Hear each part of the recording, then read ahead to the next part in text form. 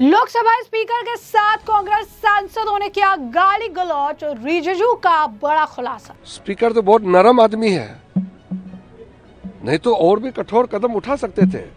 पूरा जो माहौल है बहुत ज्यादा घृणा भरा, बहुत ज्यादा बिटर और एक तरीके से आप कह सकते हैं कि पॉइजनस होता जा रहा है अंदर। अभी आप देखेंगे इतना शोर मचा रहे हैं कि हमें वो स्कूल डेज भी भूल गए, जब टीचर के जाते ही जो एक बिल्कुल बदहवास हो जाना, बिल्कुल इतना चिल्ला रहे हैं। तो केंद्रीय संसदीय कार्य मंत्री किरण रिजिजू ने बड़ा खुलासा किया है। उन्होंने बड़ा आरोप लगाया कि कांग्रेस के सांसदों ने लोकसभा अध्यक्ष ओम बिरला के साथ गाली गलौज की है। जी हाँ, बिल्कुल सही सुना आपने। किरण रिजिजू ने संसद परिसर में पत्रकारों से बातचीत करते हुए ये बड़ा बयान दिया और आरोप लगाया और कहा कि जब ये घटना हुई तो वो मौके पर मौजूद थे। किरण रिजिजू ने कहा कि कम से कम 20 से 25 कांग्रेस सांसद लोकसभा स्पीकर के चैम्बर में घुस आए और उनसे दुर्व्यवहार किया। मैं भी वहां पर था, उनके साथ गाली गलौज की गई। स्पीकर बहुत ही नरम इंसान है, वरना जरूर कोई सख्त एक्शन लेते। प्रियंका गांधी वाड्रा और केसी वेणुगोपाल समेत कांग्रेस के सीनियर नेता भी अंदर मौजूद थे और वो उन्हें लड़ने के लिए उकसा रहे थे। क्या कुछ कहा किरण रिजिजू ने, सुनिए। देखिए, अब अपोजिशन एमपीज विशेष करके कांग्रेस पार्टी ने स्पीकर साहब के ऊपर में नो कॉन्फिडेंस मोशन का एक नोटिस दिया है। उसमें क्या करना है क्या नहीं करना है उसका एक प्रोसेस रेडीमेड है। यहाँ इसका इस्टेब्लिश्ड नॉर्म्स होते हैं, तो उसके अलावा अलग से मुझे कुछ कहने का नहीं है। लेकिन मुझे दुख इस बात का है कि स्पीकर का गरिमा को इन्होंने गिराया है और कांग्रेस पार्टी के मेंबर्स स्पीकर साहब के चैम्बर में जाकर के स्पीकर साहब को धमकी दिया, गाला गलौज किया, स्पीकर साहब को बुरा भला कहा और स्पीकर साहब का निर्णय को नहीं मानते हैं और ऊपर से फिर स्पीकर साहब को ही आरोप लगाते हैं कि पक्षपात करते हैं। ऐसे तो मैंने पहले बार देखा है। और जो भी सदन में है, चाहे प्रधानमंत्री हो चाहे एक एमपी हो, बोलने से पहले स्पीकर का यानी कि जो चेयर में बैठते हैं उससे परमिशन लेके ही बोलते हैं। और एक ट्रेडिशन है, कोई भी एमपी जब बोलते हैं तो स्पीकर को धन्यवाद दे के ही बोलते हैं। स्पीकर या जो भी चेयरमैन है या राज्यसभा में हमारा चेयरमैन है, वो धन्यवाद दे करके ही बोलते हैं। ये एक प्रथा है। राहुल गांधी जी तो भाषण से के मुझे इजाज़त नहीं चाहिए।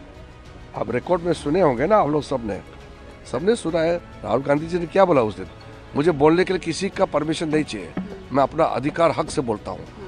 अब ये मानसिकता तो बहुत खतरनाक है। लोकतंत्र में सिस्टम को नहीं मानोगे, व्यवस्था जो बनाया है उसको नहीं मानोगे, तो फिर ये तो ठीक बात नहीं है। तो हमने उस दिन सदन में कहा कि हर एक मेंबर जब बोलते हैं तो स्पीकर को धन्यवाद देते हैं कि आपने हमको बोलने का मौका दिया, आपको मैं धन्यवाद देता हूँ। ये एक कल्चर्ड बिहेवियर है, ये एक सिस्टम है। राहुल गांधी जी बोलते हैं कि किसी का परमिशन नहीं चाहिए बोलने के लिए, मर्जी से बोलेगा। तो और इतना स्पीकर को गाली गलौज करने के बाद फिर स्पीकर को ही आरोप लगाते हैं, स्पीकर के ऊपर में कहते हैं कि ये पक्षपात करते हैं।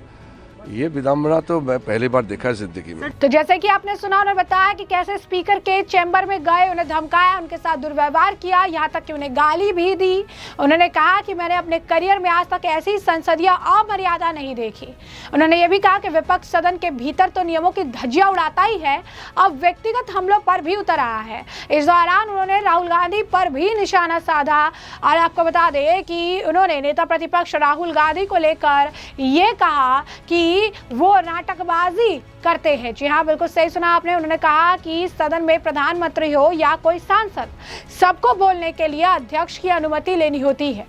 रिजिजू ने आरोप लगाया कि राहुल गांधी ये कहते हैं कि उन्हें सदन में बोलने के लिए किसी की अनुमति की आवश्यकता नहीं है, जो कि संसदीय नियमों का सीधा उल्लंघन है।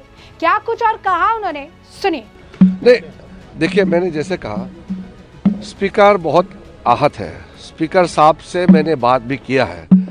स्पीकर साहब के चैम्बर में जा कर के गाली गलौज किया, बुरा भला कहा, फिर स्पीकर ने जो रूलिंग दिया उसको नहीं माना, और फिर राहुल गांधी जी कहते हैं कि किसी का परमिशन नहीं चाहिए उसको बोलने के लिए, वो मर्जी से बोलेंगे, रूल के बिना बोलेंगे। रिकॉर्ड में आप लोग चेक कर लीजिए, वो कहा है, उन्होंने कहा कि उनको बोलने के लिए किसी का परमिशन नहीं चाहिए।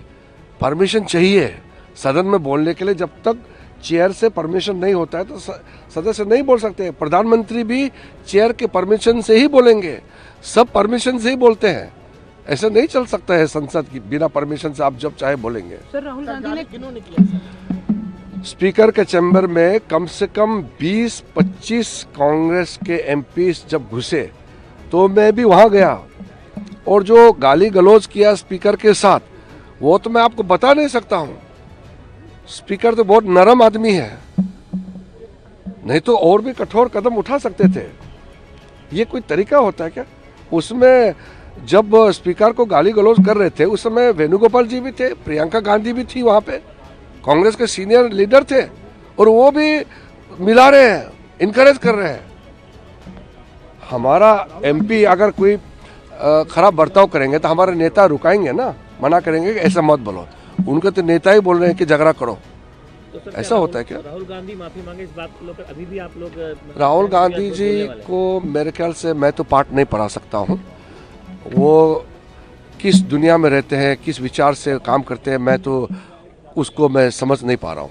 लेकिन बाकी जो समझदार है कांग्रेस में, अगर एक दो सीनियर समझदार लोग हैं तो वो समझाए कि पार्लियामेंट ऐसा नहीं चल सकता है, और देश का सुरक्षा के बारे में आप इस तरह से यहाँ बच्चे वाला हरकतें ना करें। और हमारा बहुत बड़ा मुल्क है, बड़ा देश है, हमारा सिक्योरिटी बड़ा मुद्दा है, इसको आप पॉलिटिकल हथियार बना करके किसी की गरिमा को गिराना ठीक नहीं है।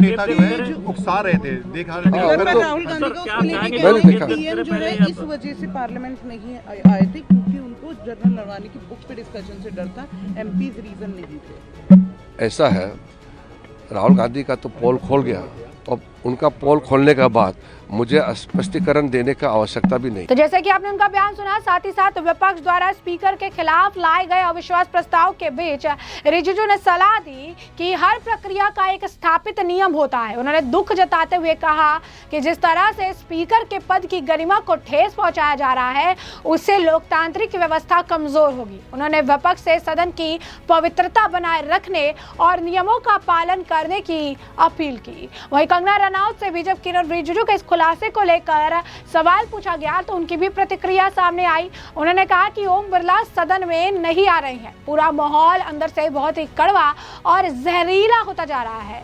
वो इतना शोर मचाते हैं जितना कि स्कूल में टीचर के जाने के बाद बच्चे भी नहीं मचाया करते थे।